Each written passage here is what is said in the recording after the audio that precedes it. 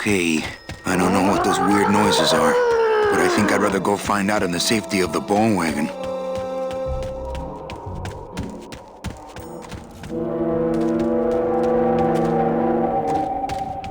There's a big old padlock on this outer gate. This one was, How could you ever cut this? I know, but programmatically, it was buggy. Oh, yeah. And it was hard. No one understood, like, how to solve this puzzle for quite a long time. Yeah. And so I was like, look, you gotta pick something. And we hadn't started it yet. And so this is a classic Tim technique. When you want to cut something, he will start putting it in the game. Yeah. So that everything gets in. So, yeah, funny.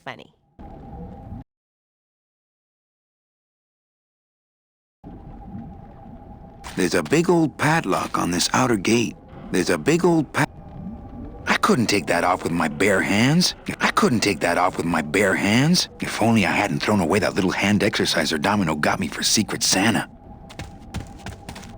I still remember writing a big justification about tank controls when I was pitching this. People were like, let's make it so the controls are more like Mario, where you push it. No, point and click. I was thinking tank controls I thought were superior to point and click at the time, because when you're pointing and clicking, you're distant from the screen, and the screen is this other thing that you're interacting with at your fingertips. Right. But when you're doing tank controls, you feel like you are in the center of the character. Right. And the world is rotating. The world's rotating around you, and so when you think, instead of going, I want to go on the left of the screen or I want to go to the right of the screen, you're saying, I want to look at the thing to the left of me and the thing to the right of me. Mm-hmm.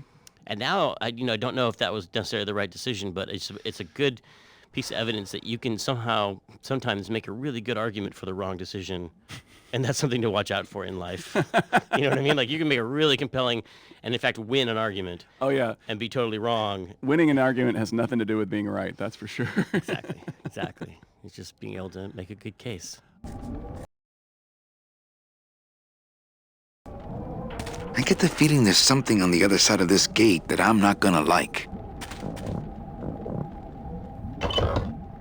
Manny! What are you doing? Hey, don't sneak up on me like that. Don't you know what's on the other side of that gate? Yeah, the way out of the forest. Demon beavers, Manny! They'll make you into a dam! Relax, Geppetto. I'm not made of wood. But Manny! They don't use wood.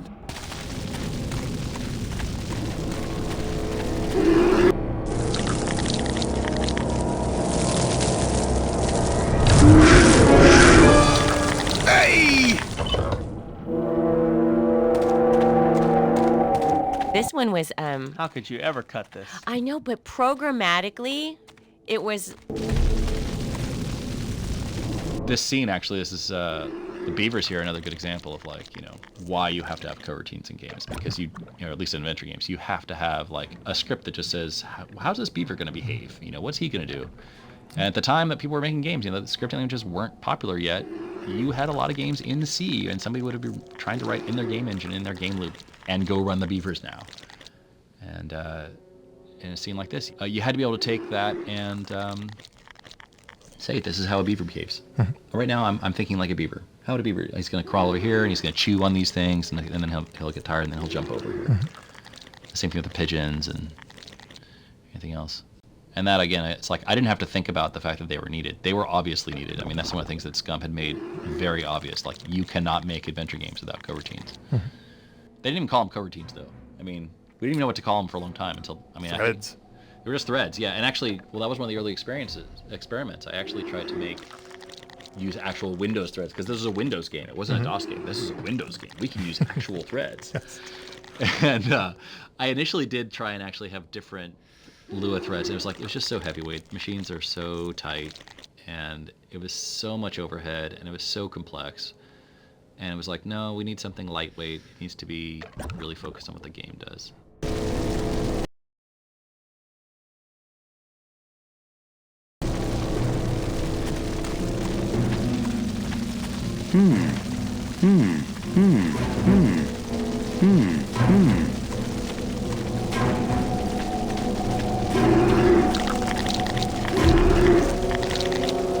These monsters have made a dam out of human bones.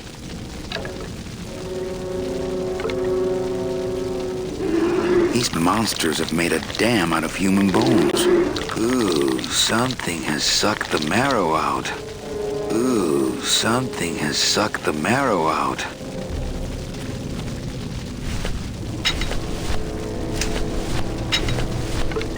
Ooh, something has sucked the marrow out.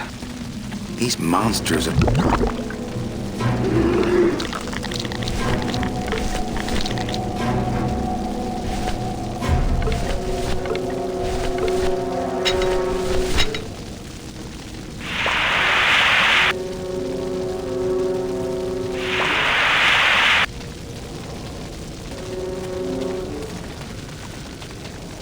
That's not on fire.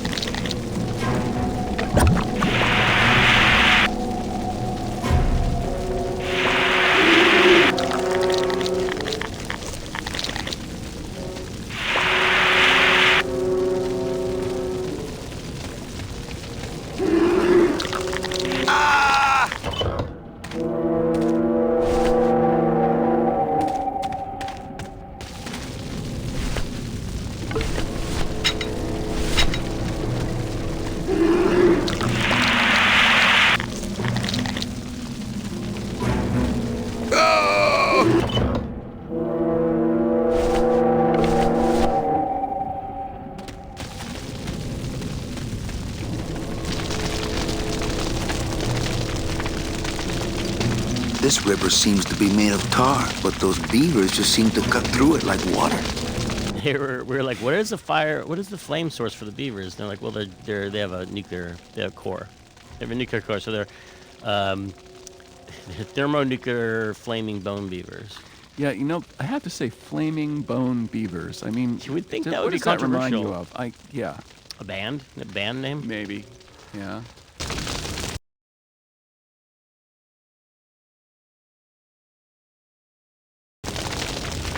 This river seems to be made of tar, but those beavers just seem to... No, I don't think I could swim a single stroke in that tar. I forgot my tar ladle.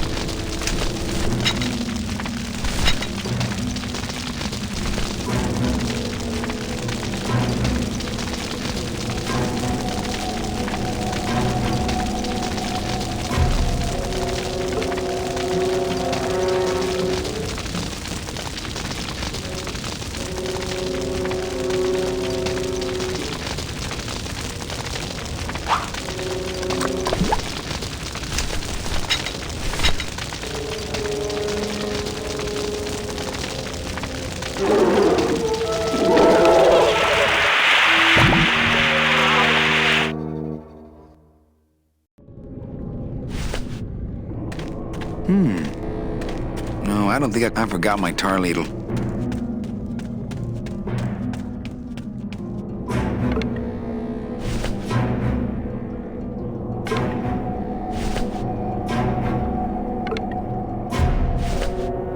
These monsters have made a dam out of human bones.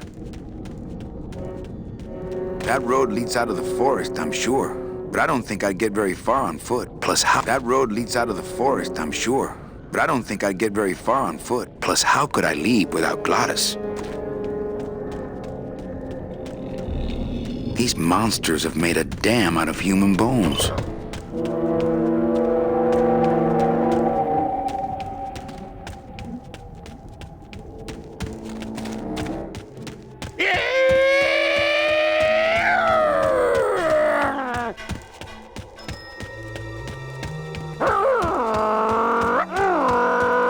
There's a clearing just up ahead. Well, this is the area that Tim and I would make a lot of jokes about because, you know, producer type person, I need to shorten the game, cut it somehow.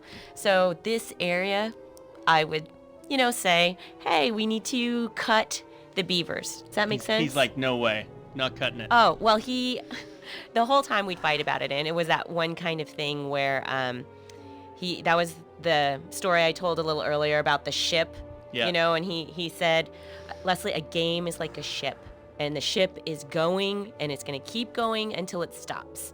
And I was like, what kind of logic is that? It has to finish at some point.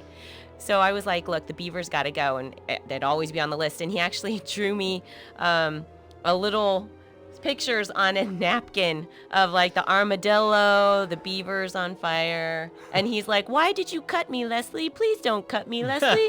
And he would just poke me. That's so funny. Yeah.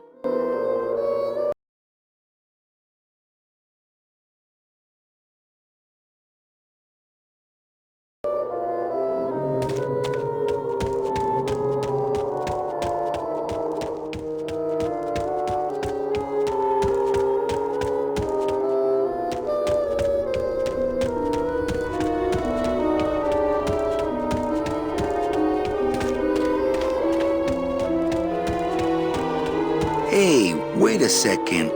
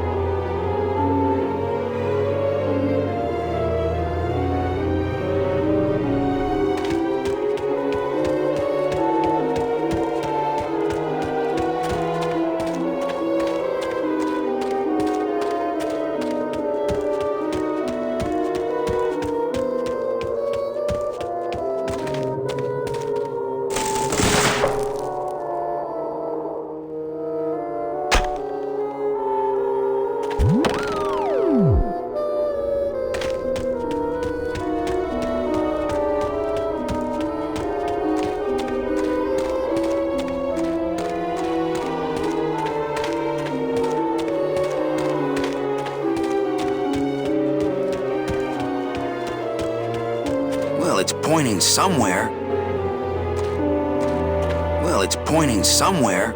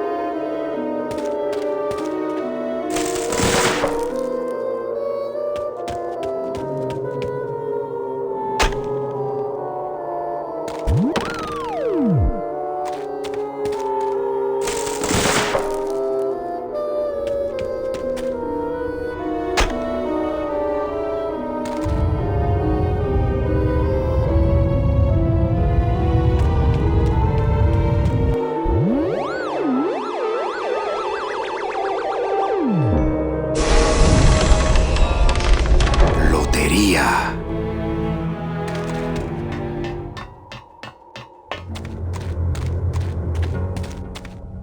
This is like a callback to those brave young men and their jaunty jalopies. You ever seen that movie? Those outrageous young men, their flying machines. You know, that I remember. There are these two crazy movies from the 60s which were all about, it was kind of like the Wacky Races, but a real life version. Magnificent. In the flying machines. And it was like one of those movies, it was kind of like a Wild, Wild, Wild World or whatever. Like It's a Mad World, where all these people are chasing some crazy prize, but the cars in it always had things like that. I think that is a direct lift. Like one of the cars would have these hydraulic shocks that lifted up or just Right. crazy extending things. Right.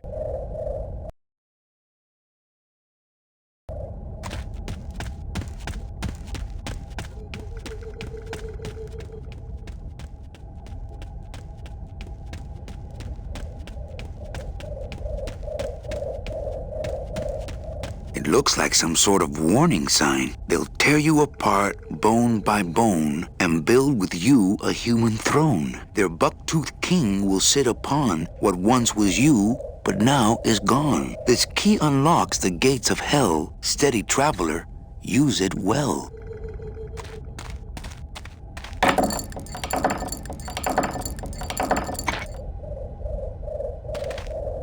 Can't pass up an old creepy key. They'll tear you apart bone by bone and build with you a human throne. Their buck-toothed king will sit upon what once was you, but now is gone. This key unlocks the gates of hell. Steady traveler, use it well. It's the key to the gates of hell, I seem to recall.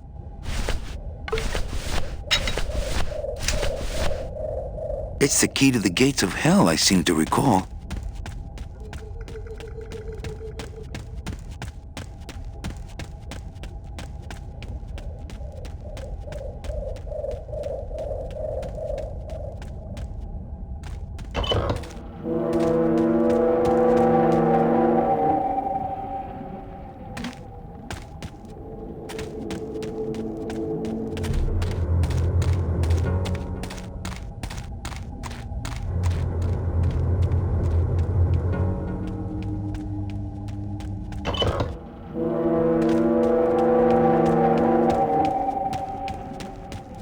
There's a big old padlock on this outer gate.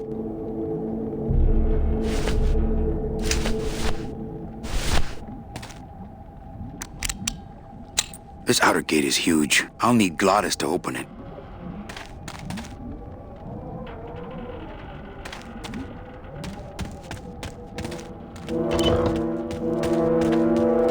There's a big old padlock on this outer gate.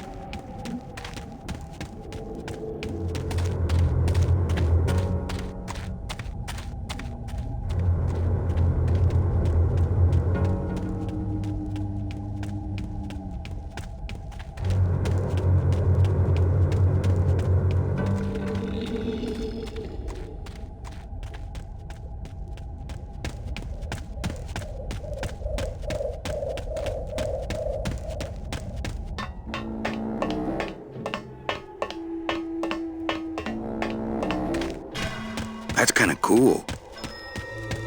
That's kind of cool.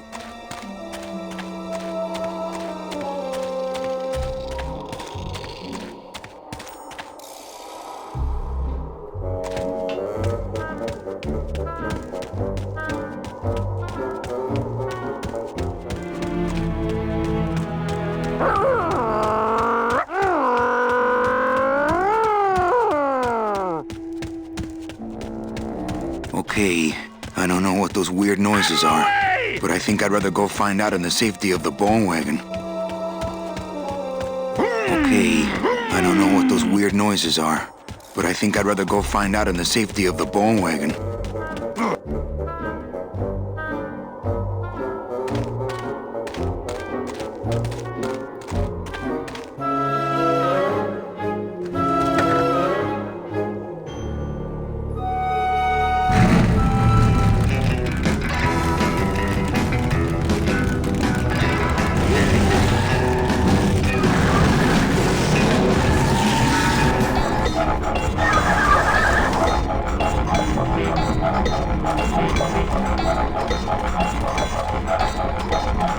Híjole, mano. What sort of unholy Christmas tree farm is this, Gladys? Gladys? Manny, check out this wheelbarrow, will ya? With a couple of ATV nubby tires on the back and a 2-stroke lawnmower engine, we could make one sweet go-kart. There's no door on this trailer. I think it's just a big generator. There's no door on this trailer. I think it's just a big generator. I remember in this room, as in several others, Julian, we used a sound ambience that we recorded using a contact microphone on various machines, like Coke machines, other vibrating devices or machine-like devices that produces a kind of interesting hum. And if you put your ear up against a Coke machine, or I was just on the Golden Gate Bridge last week and I stuck my ear up against one of those, 300, 200 foot pylons, and it's amazing the resonances that are going on in those type of resonant bodies. And we would record things like that and turn them into ambiences for some of the rooms.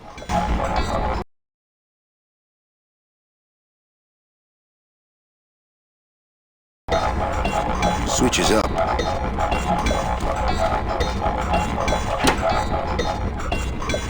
Ooh, careful, Manny! With the harmonic balancer turned off, those pumps might shake that tree apart. Oh! If we shook the tree down, those pumps would dislodge, and I could make high-lift shocks out of them for the bone wagon. Hold on. I'm going to unbalance that wheel with some of these weights. That'll shake her down for sure.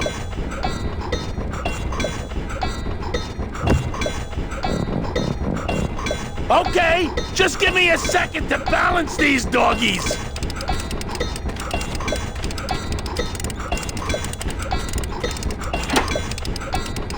Hey, Manny! What are you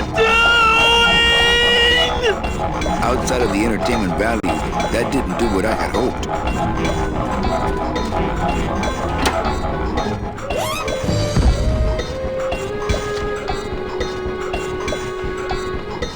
That was a dirty trick, Manny. Oh, it was an accident. I bumped the switch with my elbow. Oh, okay.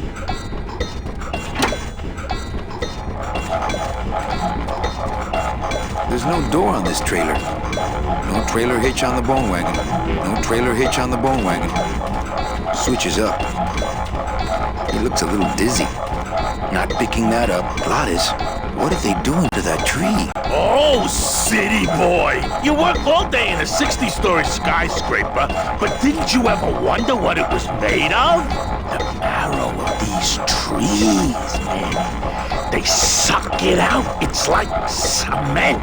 Is that why the town's called El Marro? Huh? Never thought of that. Maybe so.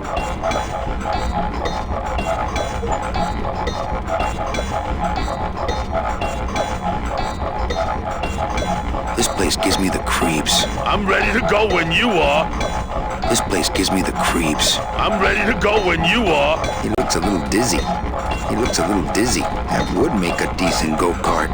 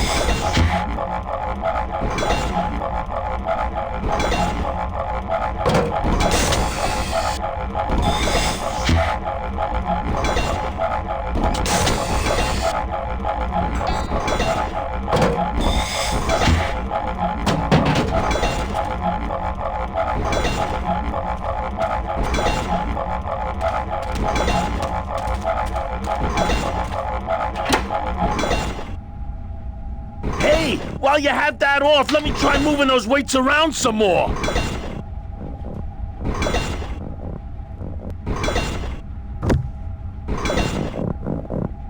Now, no monkey business this time, Calavera!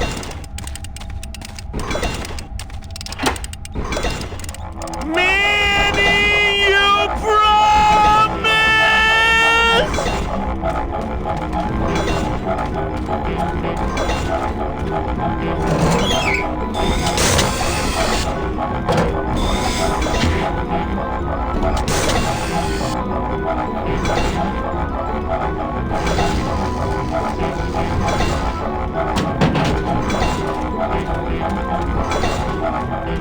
That wheel should really be shaking the tree down, don't you think?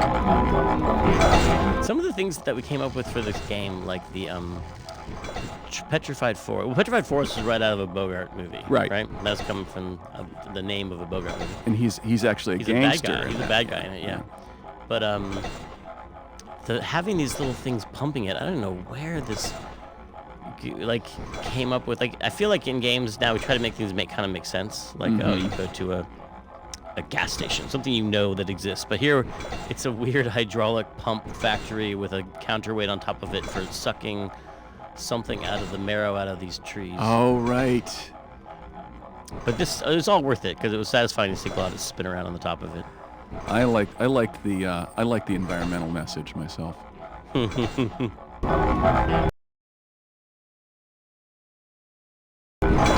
That wheel should really be shaking the tree down, don't you think? I'd climb it myself, but I don't want to take all the fun away from Glottis. Not picking that up. That wheel should really be shaking the tree down, don't you think?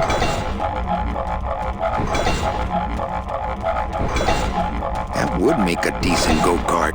Switches up. There's no door on this trailer. I think it's just I'm sure it helps the handling. But did he have to make it so low to the ground?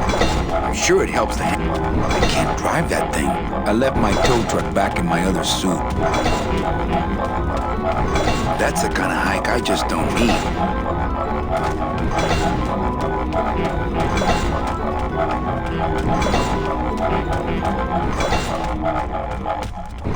That would make a decent go-kart. There's no switches up.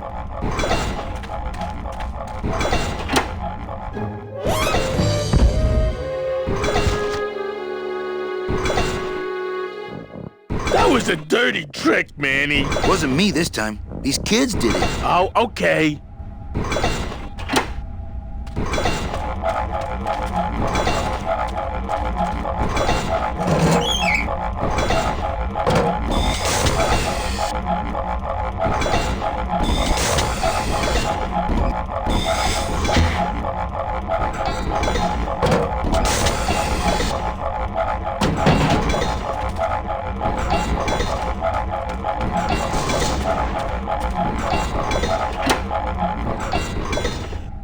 Hey, while you have that off, let me try moving those weights around some more.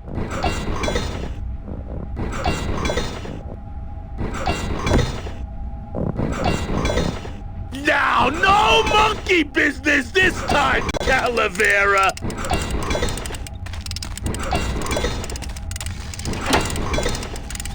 Manny, you promise!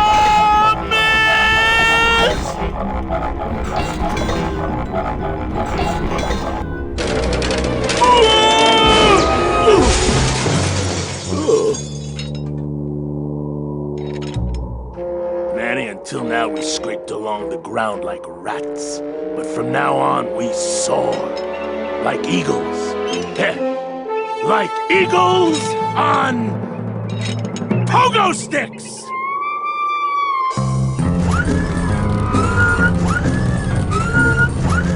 What a relief.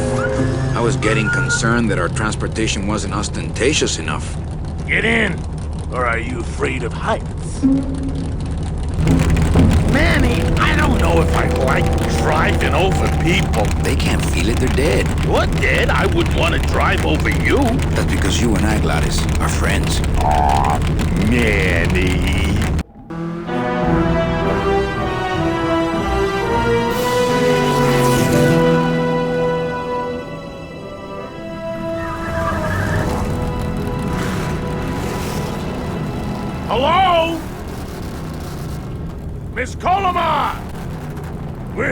save you! Hey, lay off the racket. The whole town's asleep. But I want a drag race. When they get a load of my car, we're gonna be the talk of the town. You're right. We're gonna have to find a good place to hide that road show. Speaking of hiding, I wonder if Mitch is here already. I'm gonna go see what I can stir up. Not a bad piece of real estate, actually. It's got potential.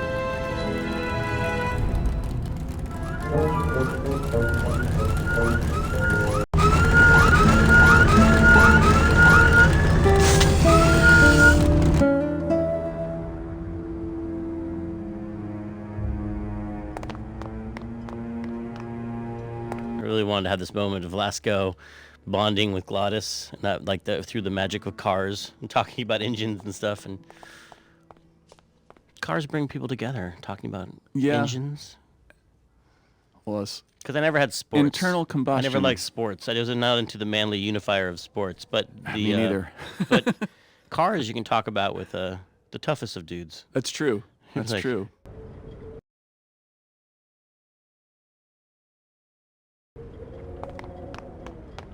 I wish Glottis would hide that thing. I wish Glottis would hide that thing. I left my tow truck back in my other suit.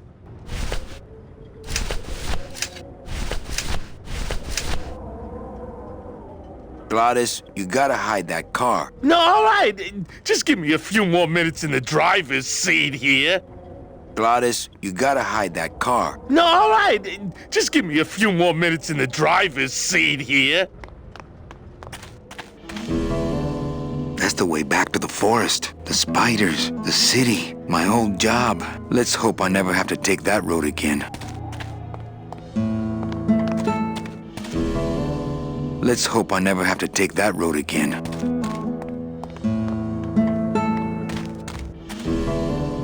Let's hope I never have to take that road again.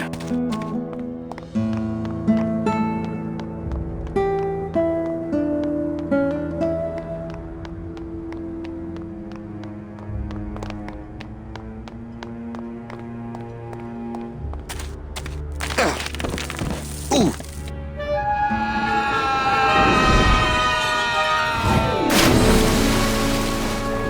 Yeah, tourists.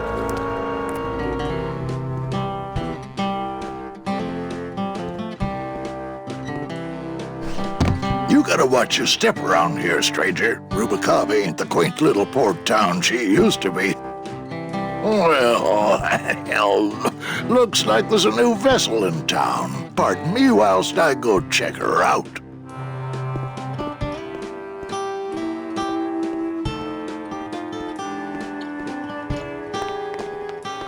Well, actually, it's mostly stock with a few mods here and there. So, would those be glass packs I'm hearing, or turbos? I've always wanted one of those jackets.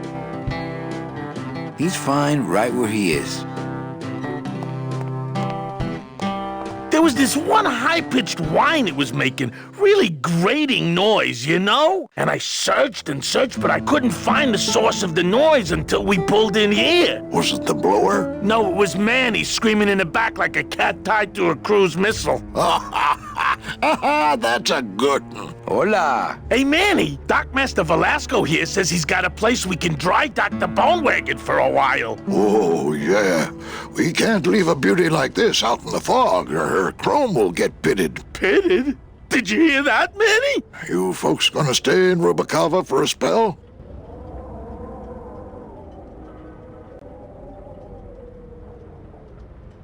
How do you get around here with all the mist? When you've strolled these docks as long as I have, Pilgrim, you know where you are by the smell of the sea, by the sound of the lonely foghorn, by the icy touch of the cold, salty air. Wow. Manny, could I have an eye patch?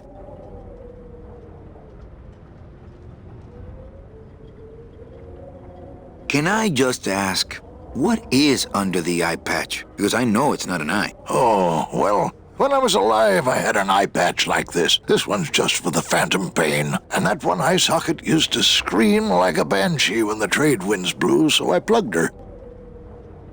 Well, don't let me interrupt your car talk. Ah, yeah, where was I? Oh, yeah. So, anyway...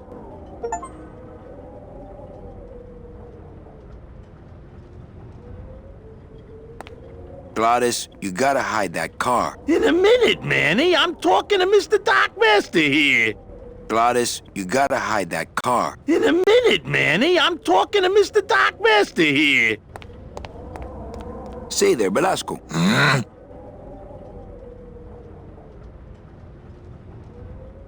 We're here looking for a woman named Mercedes Colomar. I'm not too good with names. Did she have any distinguishing marks or a tattoo? Not that she showed me. Well, like I said, I'm as good with names as you are with the fog. I might be here a while. Is there any work in this town? Well, there's lots of work down at the docks, but it's all union work. And I just don't see you in that union. Hey, Manny. We were in the middle of a conversation here. Hey, okay. You sure a woman named Mercedes Colomar never came through this town? She might have. I don't know. I told you the first time, I'm no good with names. You sure a woman named Mercedes Colomar never came through this town? She might have. I don't know. I told you the first time, I'm no good with names. Glottis, you gotta hide that car. In a minute, Manny. I'm talking to Mr. Darkmaster here.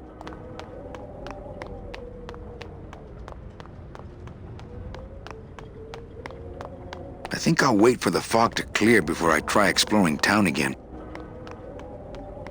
I think I'll wait for the fog to clear before I try exploring town again.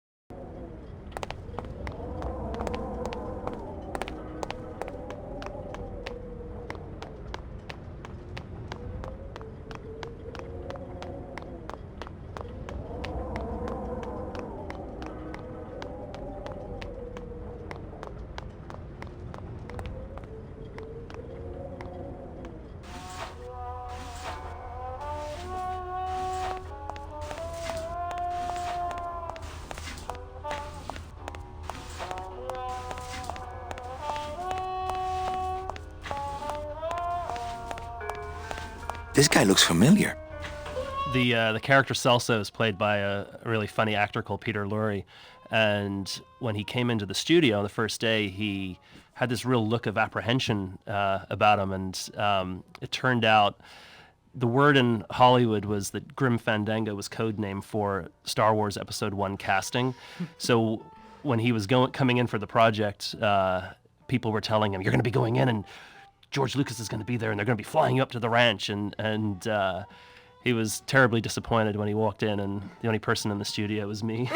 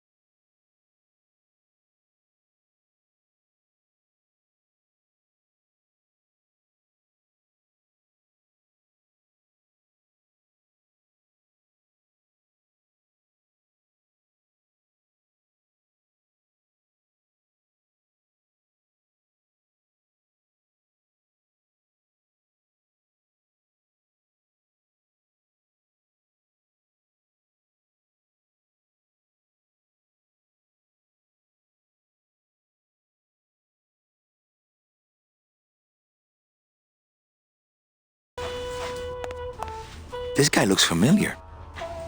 Not picking that up. All these doors have numbers and pictures of food on them. What's number 22? Lengua. Wow. It's been a long time since I had a tongue. All these doors have numbers and pictures of food on them. What's number 22? Lengua. Wow. It's been a long time since I had a tongue. I love the tiling floor. It's my favorite part in this Yep. film. And the fact that it's a automat, which was part of a period reference too. Like those ways that there used to be these restaurants in New York where you'd go or big cities where you'd go in and the food was ready for you behind these little panels and you would just open the door and take it, which is just an interesting way of serving stuff. Like just separate the server from the eater, I guess. I don't know. Oh, that is, I never. Like you don't want to see the wait staff, so they're behind this wall because of some weird social weird. reason. I That don't is know. weird. And I they didn't don't know really have about that. automats anymore, but I always thought that's what was behind that. It does seem a little impersonal, doesn't it?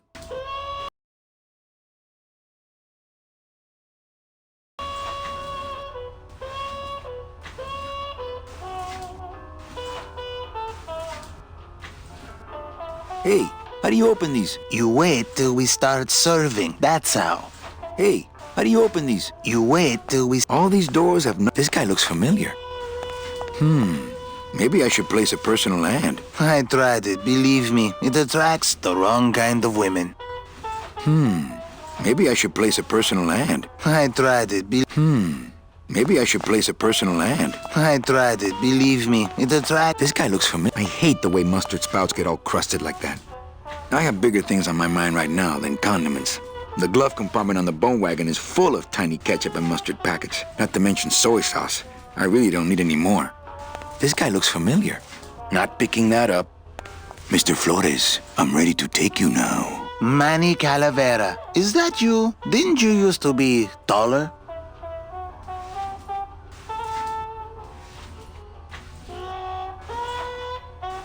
What are you doing here? Well, if you must know, it's about my wife. I got word that she passed away not long after I, and that she too was crossing the land of the dead on foot. It is said that all lost souls come to Rubacava, so I came here to wait for her.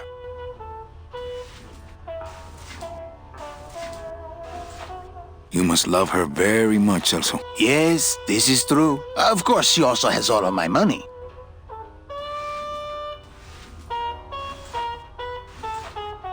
How do you know your wife hasn't gone ahead of you? Oh, Manny. If she had arrived here first, surely she would have waited for me. I'll help you find your wife. What did she look like? Oh, here. I got this from the DOD and made copies to hand out. Isn't she something? She must have been beautiful with skin. Weren't we all? So, know a good place to stay in town? What's your price range? Somewhere around the high end of nothing. Then maybe, young man, it's time you started thinking about a job. Well, I'd better go see how my other clients are doing. If you say so, Manny.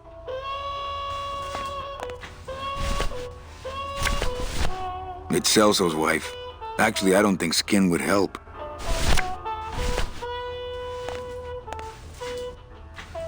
Well, I'd better go see how my other clients are doing. If you say... I'm looking for a woman named Mercedes Colomar. Well, no one's come through town by that name, and you can take it from me. I, too, am looking for someone, so I watch the comings and goings around here very carefully. I'm here to reclaim that walking stick. I broke it over the head of some hideous monsters in the forest. Can you get me a job here? Have any skills? Sales? Well, that does qualify you for a certain position, but we only have one mop. I'm sorry, Manuel. I've got to get this place ready to open. Right. I'll let you know if I see your wife. She'll be the one asking for her beloved Celso. Are you sure I can't sleep in the back? There's only room for one.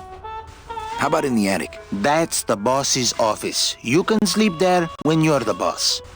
I could sleep out here on the counter. Our customers may all be dead, Manny, but we still care about hygiene. I could sleep under the sink in the kitchen. The rats would steal your toes in your sleep. Look, I need a job and I need a place to stay. I told you, you can have mine when I'm done waiting for my wife. Look, I need a job and I need a place to stay. I told you, you can have mine when I'm done waiting for my wife.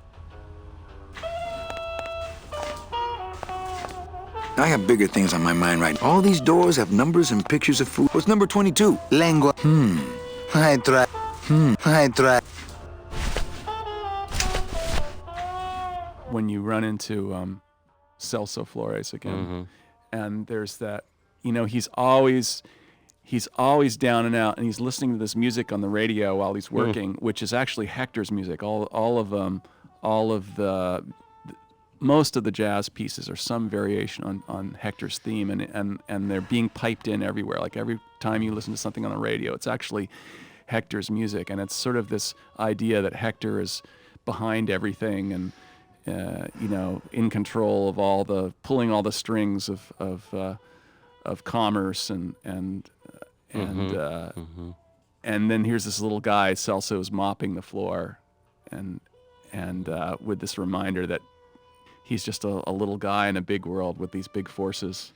That's awesome. Does that sound too No, philosophical? I think that works on a primal level. I don't think I was conscious of that, but I think it was working.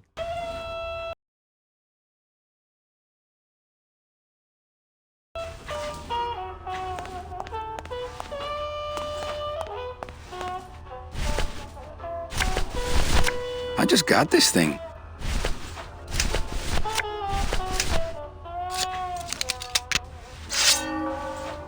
That soul has already been reaped.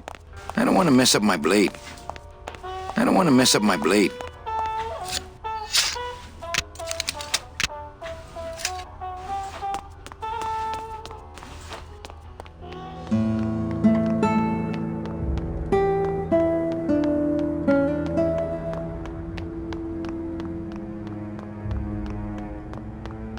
I've always wanted one of those jackets.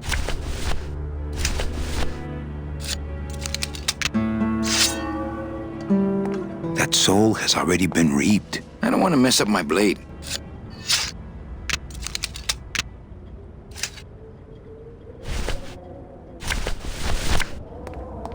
I don't really want to do that. Ever seen this woman? Oh, if this is the woman you're looking for, take my advice. Forget about her. She sailed out of here weeks ago in a cozy portside cabin built for two, and she wasn't alone. How do you know she sailed out of here? I don't believe it. It's a tough break, Junior, but you gotta face it. Here, look it up in my port log if you want it in writing. 6 weeks ago on a Tuesday. Ticket for two, paid in full. I cracked the champagne on the bow myself. Hey, Manny, we were in the middle of a conversation here. Hey, okay. Look, I know how you feel, son. Once I lost a very special lady myself. I waved to her from the docks as she sailed out of port, and I never saw her again. What was her name? The SS La Mancha was her name, but don't make me talk about her, because I just can't do it. You sure a woman named Mercedes Colomar never came through this town? She might have. I don't know. I told you the first time, I'm no good with names. Gladys, you gotta hide that car. In a minute, Manny. I'm talking to Mr. Dockmaster here. Velasco's logbook says Celso's wife took a bunk with a hunk.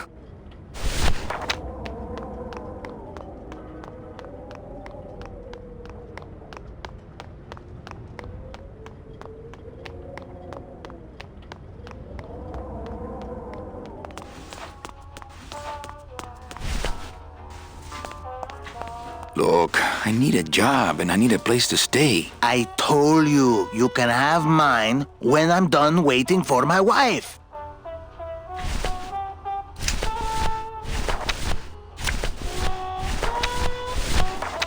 Celso, your wife sailed out of here 2 months ago with another man.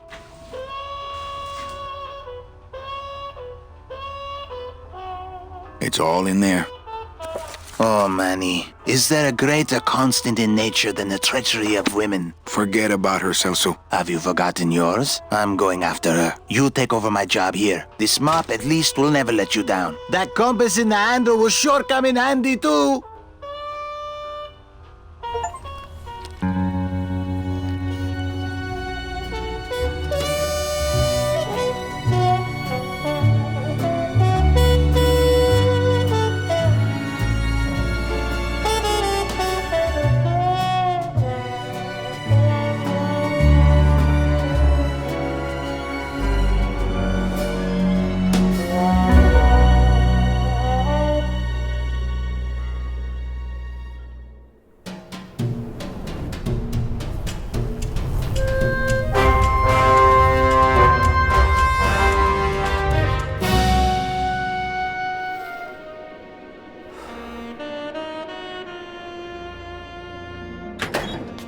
Hey, boss.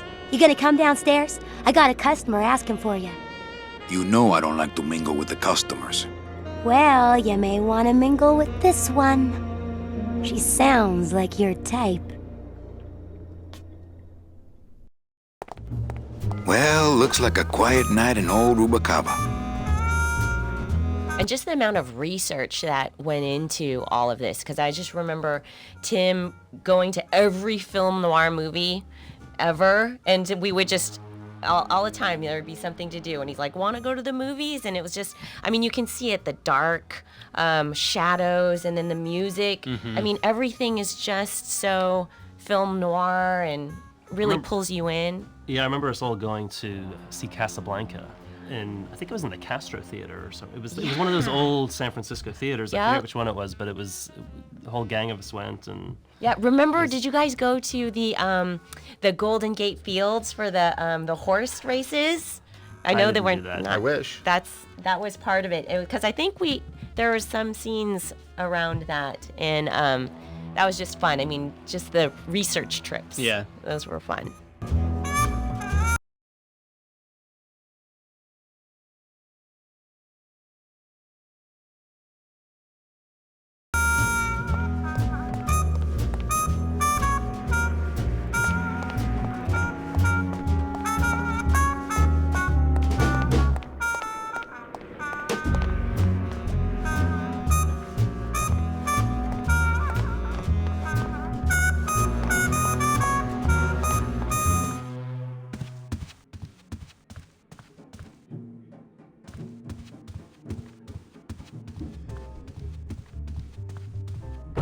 Ah, Lady Luck. So this is one of the parts in the game that was very inspired by Gilda. You ever seen Gilda? I think Rita Hayworth. No. It's a great noir movie. It's amazing, and it's the scene that you always see when they show Rita Hayworth, where she just flips her hair up and says, "Who, me?" So anyway, it's about it's set in a resort town where there's a casino, and the main character, the main character is working at a casino, and there is this kind of corrupt local law enforcement officer who shows up every night. And the way he gets paid off by the casino to not busted is that he always comes and bets on number 2 at a certain table, and then they always give him his money, and number 2 always wins and stuff. And so I think it's the same number in this game. We always use number 2. Place your bets. Mesdames et messieurs, rien ne va plus. Les jeux sont faits. Ladies and gentlemen, betting is closed. No more bets, please.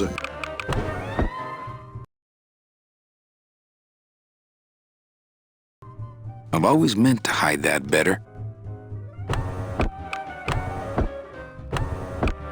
I've always meant to hide that better. Le numéro gagnant, le 6, noir, paire et manque. 6, black. Mesdames et messieurs, faites vos jeux, s'il vous plaît. Ladies and gentlemen, please place your bets. Mesdames et messieurs, rien ne va plus. Les jeux sont faits. Ladies and gentlemen, betting is closed. No more bets. So this is one of the parts in the game that was very inspired by Gilda. You ever seen Gilda? I think Rita Hayworth. No. It's a great Sounds like I'm gonna noir go home and movie. see it now. It's amazing, and it's the scene that you always see when they show Rita Hayworth, where she just flips her hair up and says, "Who, me?" So anyway, it's about it's set in a resort town where there's a casino, and the main character, there is the main character is working a casino, and there is this kind of corrupt local law enforcement officer who shows up every night. And the way he gets paid off by the casino to not busted is that he always comes and bets on number 2 at a certain table, and then they always give him his money, and number 2 always wins and stuff. And so I think it's the same number in this game. We always use number 2. And when he returns later this evening, he would prefer to have better luck. Oui, monsieur. Bonsoir. I will definitely tell him.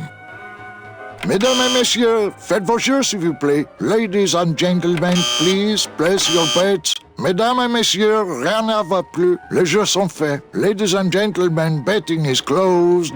No more bets, please.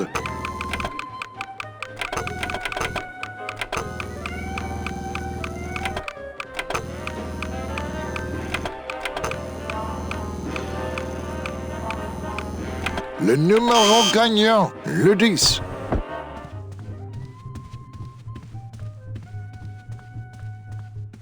Ah, to sleep.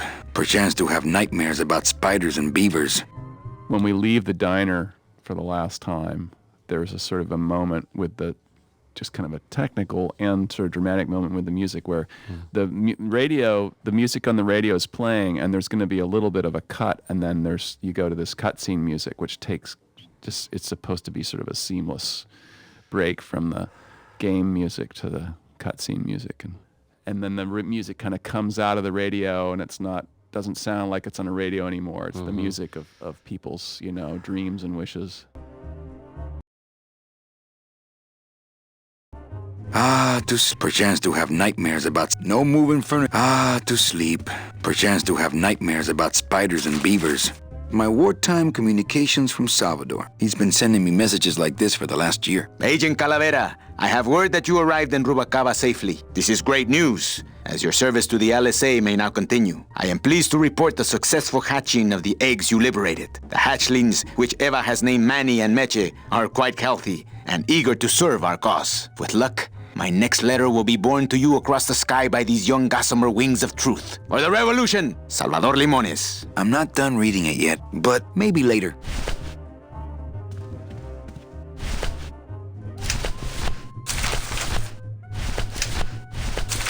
Calavera, it is indeed a great day for the revolution. Say hola to little Manny, the first enlisted messenger to serve the LSA. Please feed him some breadcrumbs and send him back quickly, so we may know that our maiden flight was a success.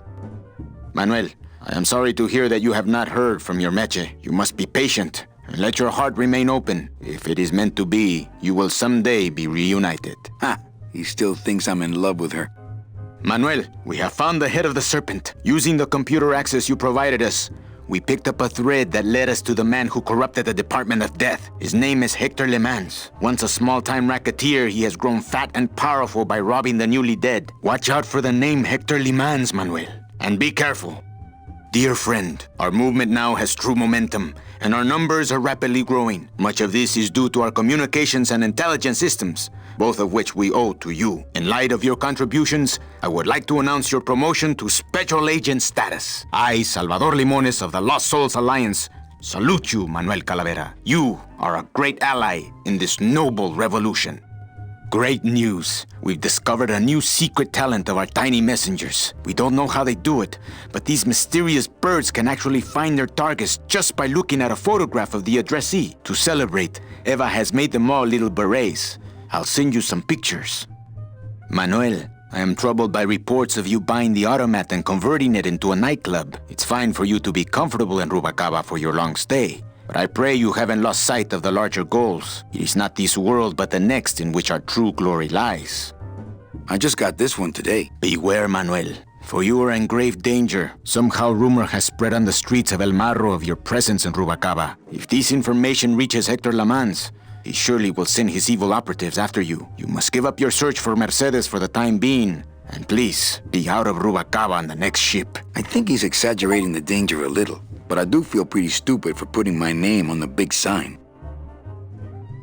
Agent Calavera, I have word that you arrived in Rubalcaba safely. This is great news, as your service to the LSA may now continue. I am pleased to report the successful hatching of the eggs the hatchlings, which Eva has named Manny and Meche, are quite healthy and eager to serve our cause. With luck, my next letter will be borne to you across the sky by these young gossamer wings of truth. For the revolution, Salvador Limones.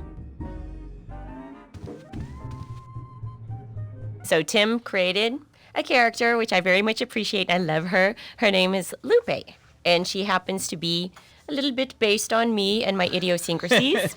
And so when I remember one time we were hanging out, and he told me, he's like, see, how can you tell me that I don't understand our relationship? Like, I can write about it. And I was like, what are you talking about? And he said, see, she's super organized.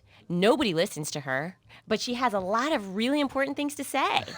And see, we need her, and that's what you realize. That's awesome. So I was like, oh, I love you. And she does karate kicks. That was the best, like, because I like to punch people. And so if you notice, sometimes, I don't know if they have it in here, but she punches in the air. awesome. She does air punches. That's awesome. She was really easy to cast because I had such a great frame of reference for her. Oh, nice. Thank you.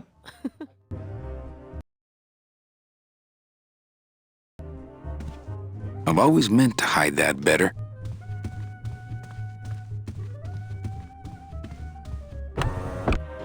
Le I've numéro always meant to hide gagnant. that better. Le 2, noir, père manque. 2, black. Mesdames et messieurs, faites vos jeux s'il vous plaît. Ladies and gentlemen, please place your bets. Mesdames et messieurs, rien ne va plus. Les jeux sont faits. Ladies and gentlemen, betting is closed. No more bets, please.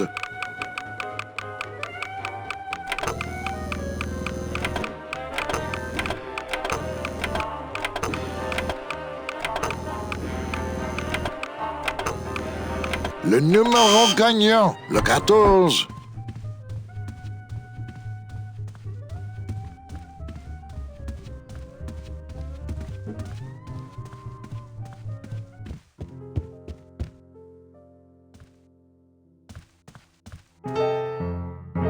I wish you would slide down the banister because we put a lot of effort into sliding down that banister.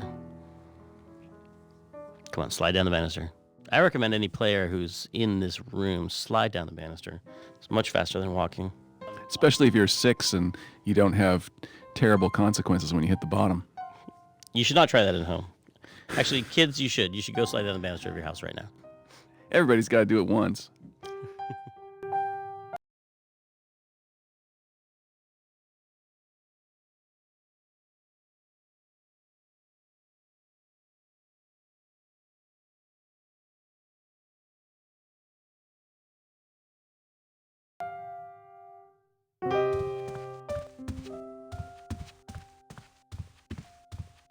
Looks like Lupe's been in the sugar again.